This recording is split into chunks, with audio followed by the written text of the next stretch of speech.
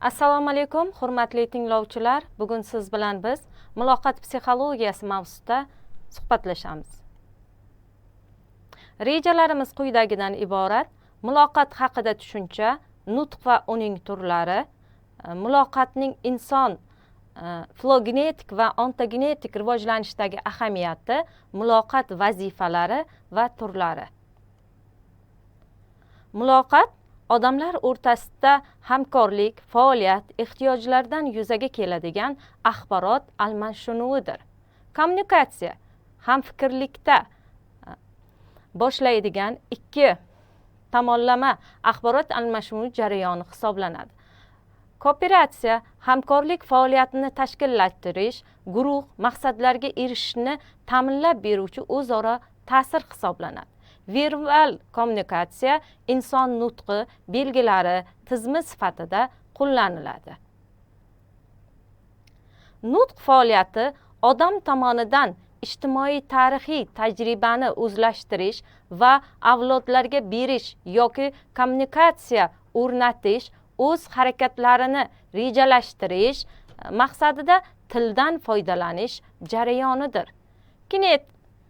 Kinesika bu imo-ishoralar, mimika va pantomimikadan iborat bo'lgan muloqot vositalar tizimi hisoblanadi. Paralingvistika tizimi bu vokallashtirish tizimi, ya'ni tovush sifatida uning ko'lami, tonanligi hisoblanadi. Muloqot tushunchasining turlicha ta'riflari mavjud. Muloqot ikki yoki undan ortiq odamlar o'rtasidagi bilish yoki affektiv baholash xususiyatiga ega bo'lgan axborot almashinuvida ularning o'zaro ta'sirlashuvi sifatida ta'riflanadi. Yoki muloqot odamlar o'rtasidagi hukmronlik faoliyati ehtiyojidan yuzaga keladigan va axborot almashuvini o'zaro ta'sirining yagona yo'lini ishlab chiqish va boshqa odamni idrok qilish va tushunishdan iborat bo'lgan aloqalarni o'rnatish va rivojlantirishning murakkab, keng qamrovli jarayoni hisoblanadi.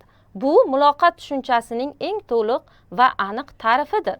Muloqot barcha tirik jonzotlarga xosdir, lekin odamlar darajasida u eng takomillashgan shakllarga ega bo'ladi, nutq vositasida anglanadi. Muloqotda quyidagi nuqtai nazarlar ajratiladi, ya'ni mazmun, maqsad va vositalar. Nutq inson psixik kamolatining shaxs sifatida shakllanishining qudratli omilidir. Nutq ta'siri ostida qarashlar, e'tiqodlar, intellektual, ma'naviy va estetik hissiyotlar tarkib topadi. Iroda va fe'l-atvor shakllanadi. Nutq yordamida barcha bilishga oid psixik jarayonlar erkin va boshqariladigan tus oladi. Shunday ekan, nutq bilishga oid psixik jarayon bo'lib, inson tomonidan talaffuz qilinayotgan va eshitib turilgan tovushlar uyg'unligidan iborat. Ayni vaqtda shu tovushlarga mos yozuv belgilari tizimi orqali ifodalanadigan ma'no va mazmunga ega hisoblanadi. Til shartli belgilar tizimi bo'lib, ularning yordamida odamlar uchun muayyan ma'noga va mazmunga ega bo'lgan tovushlar yig'indisi uzatiladi. Bu uzatilish til yordamida bo'ladi. Muloqotning mazmuni bu individualliklararo aloqalarda bir tirik jonzotning ikkinchisiga yetkaziladigan axborot hisoblanadi.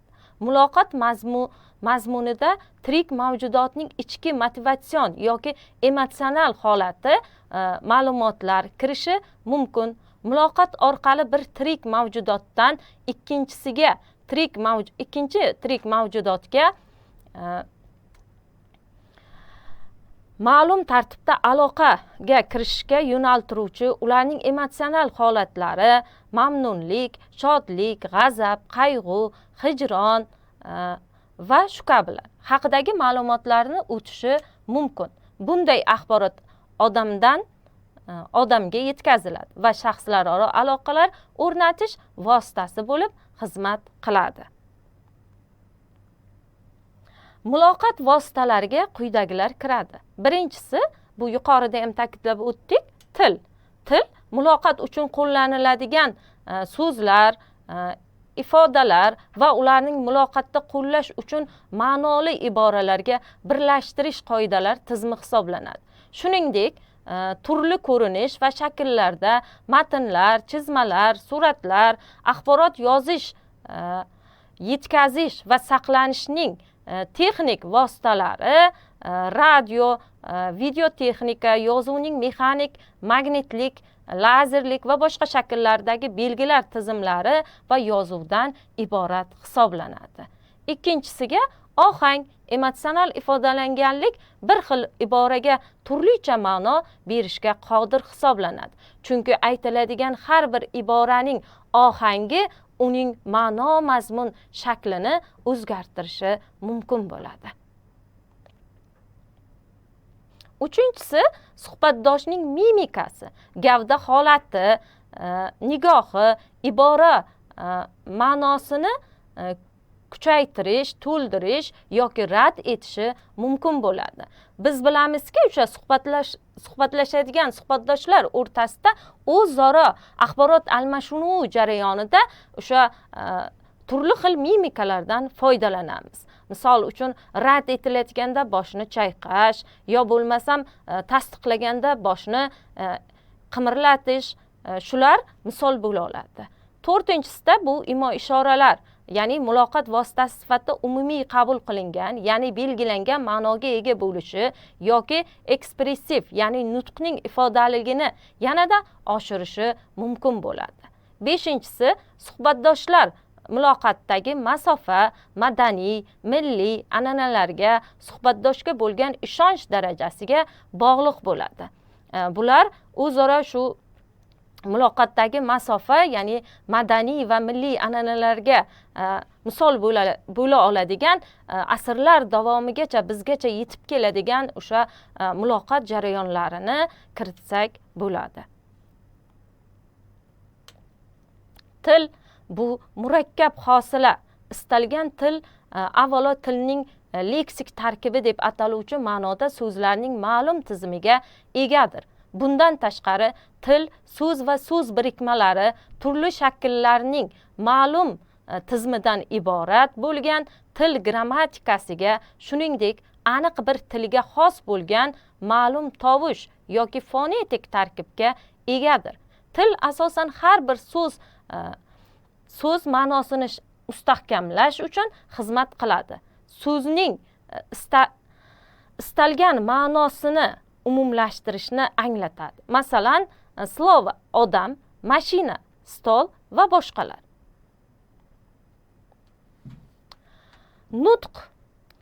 Nutqda so'z ifodalari bilan yetkaziladigan mazmundan tashqari, bizning so'zlayotganlarimizga nisbatan munosabatimiz ham ifodalanadi. Bu hodisa nutqning emotsional ifodali jihati deb ataladi va iborani talaffuz qilishda qo'llaniladigan so'zlarning jarangdosh toni bilan belgilanadi. Va nihoyat nutq psixologik jihatdan mohiyatga ega bo'lgan, u yoki bu ibora maqsadini aks ettiruvchi kontekstdan iborat bo'ladi. Shunday qilib, nutqiy muloqot bu murakkab va ko'p tomonlama jarayon bo'ladi. Leontovning fikriga ko'ra, har bir nutq akti o'ziga xos nutqni shakli va turiga aniq sharoitlar va muloqot maqsadlariga ko'ra turli nutq vositalarini qo'llanishni talab etuvchi psixologik muammoning yechimini topishdan iborat. Xuddi shu nutqni tushunishga ham tegishlidir. Nutq quyidagi turlarga bo'linadi. nutqning turlari tasnifi og'zaki, kinetik va tashqi. Og'zakining o'zi yozma bo'lishi mumkin, o'sha dialog, faol, monolog yo bo'lmasam sust nutqlarga bo'linadi. Nutqning turlari tasnifida tashqi yoki ichkiga ham bo'linishi mumkin. Inson muloqotda shakllanadi, rivojlanadi, shaxs sifatida namoyon bo'ladi.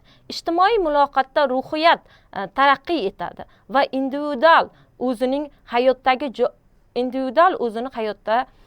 hayotga joriy etadi. Ruhiy jihatdan rivojlangan odamlar bilan muloqotda bo'lish orqali ilm olishga bo'lgan keng imkoniyatlar evaziga inson o'zining barcha yuksak qobiliyati va sifatlarini egallab borib shaxsga aylanadi. Shu yuqorida aytib o'tishimiz kerak, o'tgan mavzumizda shu shaxs mavzusiga to'xtalganimizda muloqotning o'rni beqiyos ekanligini ta'kidlab o'tgan edik. Tirik mavjudotlar muloqot, filo va antagonizda rivojlanadi. Bu rivojlanish jarayonining barcha asosiy tomonlari, mazmuni, maqsadlari va vositalarini egallaydi. Muloqotning filogenetik taraqqiyoti muloqot mazmunining o'zgarishi bilan bog'liq bo'ladi. Muloqot turlari turli-tuman vazifalarni bajaradi. Turli mualliflar muloqotning turli vazifalarini ajratib ko'rsatishgan. Masalan, olima Andreeva kommunikativ vazifasi ma'lumot almashuv jarayonini bildiradi deydi va interaktiv vazifa insonlar orasidagi o'zaro ta'sir va aloqani ifodalaydi. Perseptiv vazifasi biror kishi yoki narsani idrok etish va tushunish bilan bog'liq degan ma'nolarni anglatadi deb uning vazifalarini belgilab beradi. Inekev degan olim esa axborotli kommunikativ vazifa ma'lumotlarni uzatish va qabul qilishga yo'nalganligini va boshqarish kommunikativ vazifa esa ma'lum bir faoliyatga ta'sir ko'rsatish va boshqarishni o'z ichiga oladi deydi. Perseptiv samarali vazifasi ma'lumotni to'g'ri idrok etish orqali samarali natijaga erishishni bildiradi. Affektiv, ekspressiv, emotsional o'zini ifodalash vazifasi esa his-tuyg'ularni ifodalash va emotsional xabarlarni uzatish bilan bog'liq deb uning vazifalarini sanab o'tadi.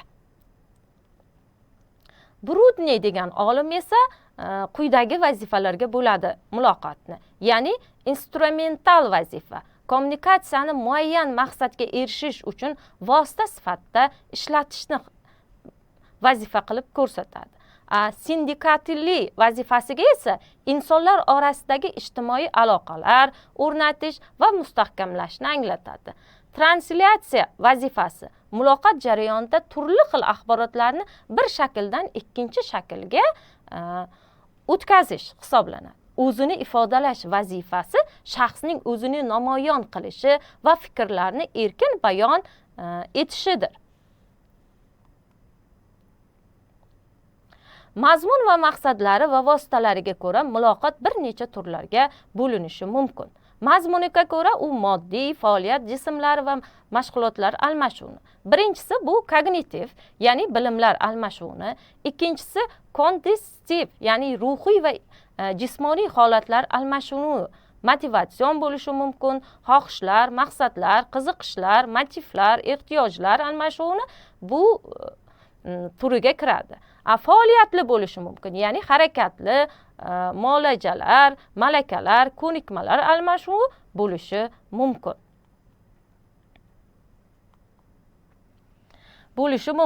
Yuqorida aytib o'tgan mazmun, maqsad va vositalariga ko'ra muloqotni turlarini ta'rifini berib o'tsak, bu kognitiv, ya'ni bilish jarayonlarimizni o'sha o'zaro bilimlarimizning almashuviga qiyoslasak bo'ladi. Kognitiv, ya'ni ruhiy va jismoniy holatlar almashuvini va motivatsion, ya'ni o'sha muloqot jarayonida kimgadir o'sha maqsad qilishiga yo bo'lsam orzusi sari intilishiga ko'mak beruvchi so'zlardan foydalanish ham kirib o'tadi. Yo bo'lmasam o'sha ehtiyojlar almashuvini biz ma'lum bir ehtiyoj orqali muloqotga kirishamiz va u ehtiyojlarimizni qondirish uchun harakat qilamiz.